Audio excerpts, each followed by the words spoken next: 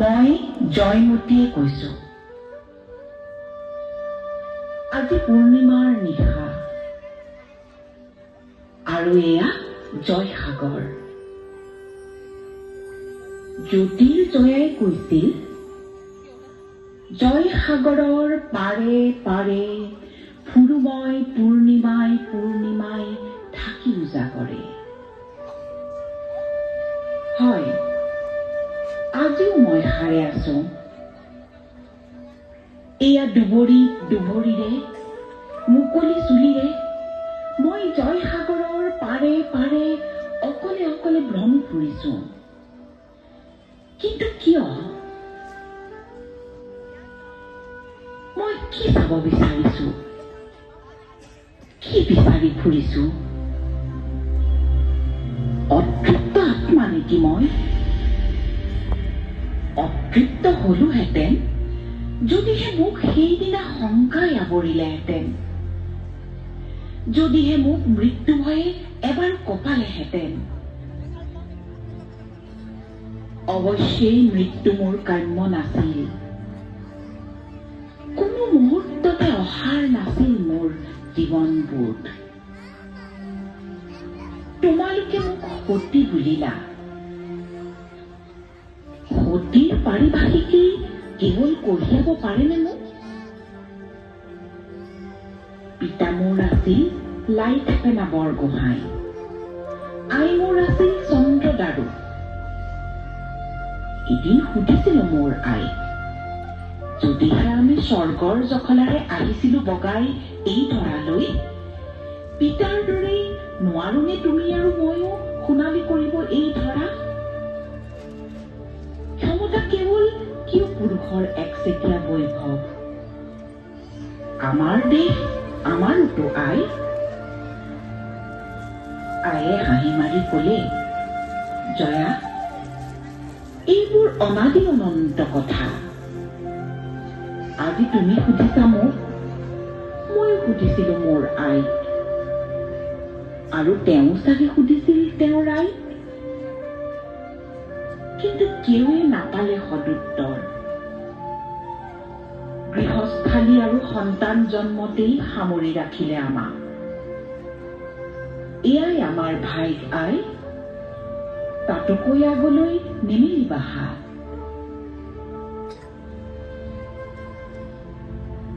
স্বামী গদাপাণি আৰু 3 সন্তান, সেয়াই আছিল নে মাথো মোৰ পৰিচয়? মই কেৱল সুৰক্ষিত কৰিবলৈকে স্বামীৰ আসন পাইছিলো নে অথবা মোৰ দৰে সকলোৱে পাৰেনে হেলা ৰঙে দিব জীৱন দান?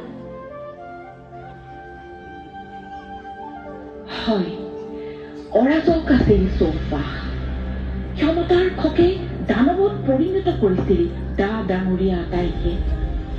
চৌদিশে মৰা কটা অংগ ক্ষতৰ অভিযান। দানৱৰ ধ্বংসৰ কেৰিলি দেশ থানবান। মোৰ দৰে তাকে কত নাৰীৰ অন্তৰে হাহাকাৰ কৰিছিল দেশমাতৃৰ নিৰাপত্তাৰ অনিশ্চয়তা। বহুবাৰ বুজালো নিজকে, নাৰী মই, পত্নীৰূপে মাতৃৰূপে সীমিত মই। কিন্তু দেশেই যেতিয়া হয় অসুৰক্ষিত, সেই দেশত কেনেকৈ সুৰক্ষিত হব মোৰ স্বামী কন্যা পুত্ৰ? এটিকৈ বধ কৰা হল কোঁৱৰসকলক, অংগক্ষত কৰা হল আৰু বহুতক। নিষ্কণ্টক কৰিবলৈ অযোগ্যজনৰ ৰাজঘাট আৰু সুৰক্ষিত কৰিবলৈ দুষ্ট মন্ত্ৰী বিষয়াৰ ক্ষমতা। হেৰাই গল কতজন সবল সুঠাম বাহুৱাল ডেকা।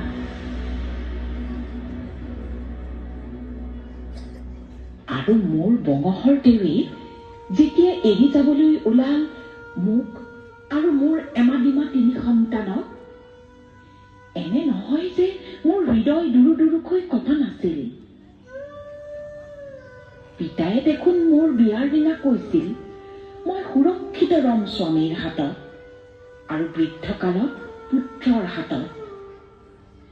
কিন্তু দেহেই যেতিয়া সুৰক্ষিত নহয়, কোনে কাক সুৰক্ষা দিব পাৰে? কিয় এই বৃথা দম্ভালি পুৰুষৰ?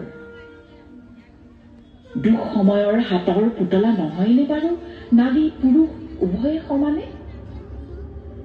তেনে কেৱল ব্যৱহাৰৰ বাবেই নোলোৱানে দায়িত্ব নাৰীৰ সকলো পুৰুষে? মই আইক কৰা প্ৰশ্ন কেইটি সেইদিনা নিজকে কৰিলো। হ'বই লাগিবনে আই কোৱাৰ দৰে সীমা আমাৰ গৃহস্থালী আৰু সন্তান মাথো? যদি মই নহয় বুলি কওঁ, যদি মই বান্ধি নাৰাখো নিজকে, দেশৰ বাবে যদি ময়ো পণ লওঁ জীয়াই থকাৰ, দেশৰ বাবে যদি ময়ো পণ লওঁ প্ৰয়োজনত জীৱন দিয়াৰ, তাতে লাই লেচাই আৰু আইজনী, কিন্তু দেশ থাকিলেহে সিহঁতৰো জীৱন। হঠাৎ যেন মোৰ অন্তৰৰ সুপ্ত আগ্নেয়গিৰি জাগ্ৰত হ'ল। মই বিদায় দিলো মোৰ স্বামীক আত্মগোপনৰ পথে। যাওক বঙহৰদেউ, আপুনি লুকাই থাকক, ইয়াত সিহঁতে বিচাৰি উলিয়াব। যাওক নগাৰ দেশৰ পাহাৰলৈ। জানিছিলো পাখণ্ডহঁতে মোক নেৰিব সোধাই, তথাপি মনস্থ কৰিছিলো মই নিদিওঁ সম্ভেদ মোৰ স্বামীৰ।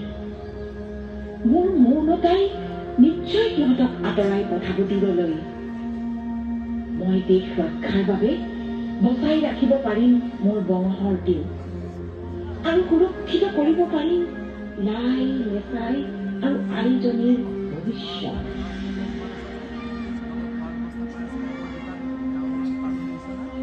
নাই, মই ভবামতে নহল কথাবোৰ।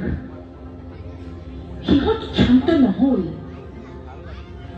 সিহঁতে যিমানে সুধিলে সিমানেই মই মৌন হৈ ৰলো।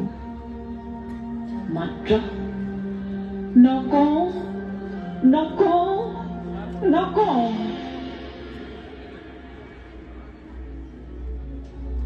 মোৰ অন্তৰ জ্বালামুখী ক্ৰমে আৰু জাগ্ৰত হ'ল। কিয় কিয় আমি মাথো মাতৃ আৰু গৃহিণী হৈ ৰম? দেশৰ বাবে আমিও দিব পাৰো বলিদান। জন্মদাত্ৰী আই, ক্ষমিবা মোক, মই নোৱাৰিম তোমাৰ সীমাত বন্দী হব।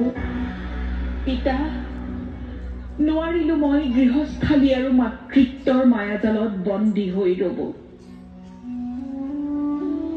চোৱা এয়া, মোৰ মুকলি কেশৰ দৰেই মুক্ত মই। সিহঁতে যিমান মেৰাই মেৰাই বান্ধিলে মই সিমানেই মুক্ত হলো। এতিয়া মই আই পিতাৰ বান্ধোনৰ পৰা মুক্ত। হয়, লাই লেচাই আইজনীৰ বাবে কান্দিছে মোৰ অন্তৰে। কিন্তু দেশ নাথাকিলে, ধৰণী নাথাকিলে, ভৰিৰ তলৰ মাটি নাথাকিলে কি কম মই সিহঁতক ডাঙৰ হলে? সিহঁতে যদি সোধে, আই তুমি তুমি কি কৰিলা দেশমাতৃৰ বাবে? বান্ধোনবোৰৰ পৰা মুক্ত হোৱাৰ লগে লগে মই সাহসী হৈ উঠিছো। শৰীৰ যিমানে আঘাতত জৰ্জৰিত হৈছে সিমানে বাঢ়িছে মোৰ সাহ। জীৱন জীৱলৈ মোৰ আগ্ৰহতকৈও প্ৰবল হৈ উঠিছে মোৰ সংকল্প। নকওঁ নকওঁ নকওঁ।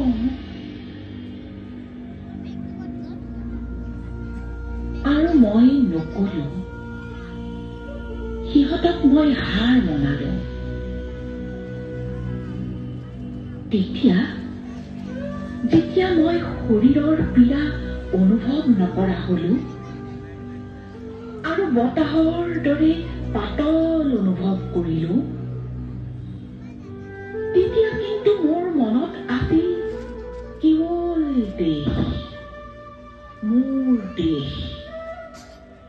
মোক জীৱন দিয়া এই মাটি, এই বতাহ, য'ত মই ক্ৰমে ক্ৰমে মিলি পৰিলো। মই গছ হলো, ফুল হলো, আকাশ হৈ ৰলো। সতী এয়াতো অতিকে ক্ষুদ্ৰ পৰিভাষা। নাৰীক পুৰুষৰ সীমাত বান্ধিব খোজা কথা। মই জীৱনেৰে প্ৰমাণ কৰিলো, আমি দেশৰ ধৰণীৰ জননীৰ কন্যা। দেশবোৰ প্ৰথম আৰু শেষ কথা। হয়, মোৰ বঙহৰ দেউৰ বাবে, মোৰ লাই লেচাইৰ বাবে মই প্ৰশস্ত কৰিলো ৰাজপাটৰ পথ। কাৰণ মোৰ সন্মুখত আছিল দেশৰ সুৰক্ষা, অসমীয়াই সুৰক্ষা। তোমালোকৰ জ্যোতিৰ ভাষাই মোৰ ভাষা। দেখিছনে অসমীয়া? দেখিছনে ভাৰতৰ দলিত মানৱে? দেখিছনে পৃথিৱীৰ দেশ বিদেশৰ শক্তিহীন আত্মসৱে?